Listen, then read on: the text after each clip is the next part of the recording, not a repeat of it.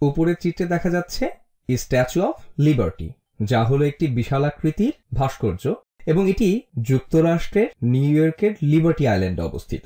ভাস্কর্যটির উচ্চতা হলো 151 ফিট। তো এইখানে এই দূরত্বটি হলো 151 ফিট। তো এটি একটি 15 তলা বা বেশিও হতে পারে, অথবা 15 তলার কাছাকাছি বাড়ির সমানও হতে পারে। ভূমি থেকে টর্চ লাইট পর্যন্ত দূরত্ব হলো 305 ফিট। 305 এবং 151 মধ্যে পার্থক্যের পরম মান কত? তো আমাদেরকে শুধু 305 থেকে 151 বিয়োগ করতে হবে, এবং তুমি এটি মনে মনেই করতে পারো। যদি তুমি 151 সাথে 150 যোগ করো তাহলে তুমি 301 পাবে। তো তখন তোমাকে আরো 4 যোগ করতে হবে, তো এটি হলো 154। অথবা তুমি এখানে এই ক্যালকুলেটরটি ব্যবহার করতে পারো। তুমি 305 থেকে 151 বিয়োগ করলে 154 পাবে, যা আমরা মনে মনে করেছি। তুমি এটি কয়েকভাবে চিন্তা করতে পারো। তুমি এভাবেও বলতে পারো 0 থেকে সংখ্যাটি কত দূরে আছে, এবং ধনাত্মক 154 থেকে 154 ঘর দূরে আছে। যদি এটি ঋণাত্মক 154 হতো তাহলে এটি 0 থেকে 154 ঘর দূরেই থাকতো। আরেকভাবে এটি চিন্তা করা যায় যে এটি ধনাত্মক কিংবা ঋণাত্মক যাই হোক না কেন, পরম মানের জন্য তোমাকে শুধু এটির ধনাত্মক মানই নিতে হবে। তো উভয়ভাবে আমরা বলতে পারি 154। তো এসো আরো কয়েকটি করি। আমার এই ছবিগুলি খুবই পছন্দ। একটি সাধারণ গাড়ির ওজন হলো 4000 পাউন্ড। চিত্রশিল্পীর আঁকানো ছবিতে অ্যাঙ্কলোসোরাস ডাইনোসরটির ওজন ধারণা করা হয় 13,000 পাউন্ড পর্যন্ত হয়ে থাকে। এই দুটি ওজনের মধ্যে পার্থক্যের পরম মান কি? এবং তুমি দুটি ওজনের মধ্যে পার্থক্য হিসাব করতে পারবে। তুমি ক্ষুদ্রতর মানটিকে বৃহত্তর মান থেকে বিয়োগ দিতে পারো। তো তুমি যদি 13,000 থেকে 4,000 বিয়োগ করো তাহলে পার্থক্যটি হলো 9,000 পাউন্ড। তো 9,000 এর পরম মান হলো 9,000।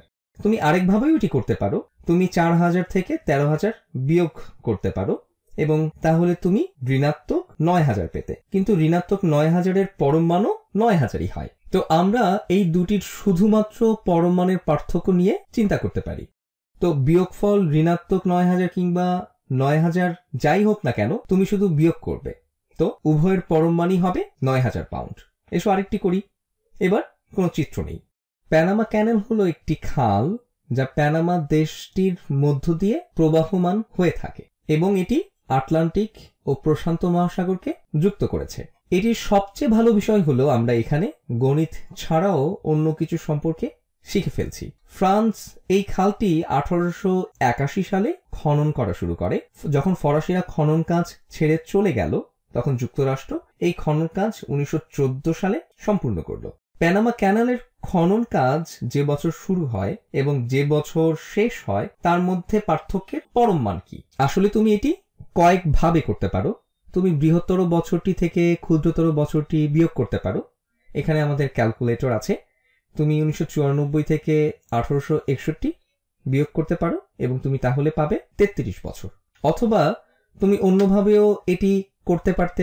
তুমি 1881 থেকে 1914 বিয়োগ করলে ঋণাত্মক 33 পেতে। কিন্তু উভয় সংখ্যার পরম মান হলো এটি বলা যে ঋণাত্মক 33 অথবা 33 শূন্য থেকে কত দূরে। তো উভয় সংখ্যা শূন্য থেকে 33 ঘর দূরে আছে। অথবা তুমি বলতে পারো তো উভয় সংখ্যার ধনাত্মক মান কি? মান হলো 33। তো বছরের পার্থক্যের পরম মান 33।